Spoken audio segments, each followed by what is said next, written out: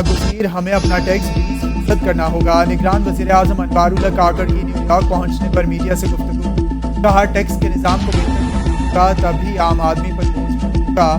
عالمی منڈی میں پیٹرولیم مصنوعات کی قیمتوں کی بنیاد پر ملکی پیٹرولیم مصنوعات کی قیمتوں کا تعین ہوتا ہے۔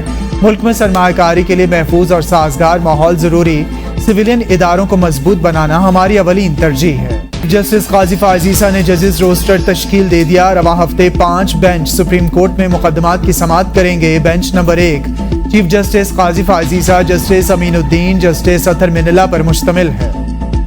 امیر JUI مولانا فضل الرحمان کے اسپتال میں حافظ حمداللہ کی عیادت، میڈیا سے گفتگو میں کہا بم دھماکوں اور حملوں سے ڈرایا یا معروب نہیں کیا جا سکتا۔ ہم پہلے بھی اسلام، ملک اور امن کے ساتھ کھڑے تھے، آج بھی وہی ہیں۔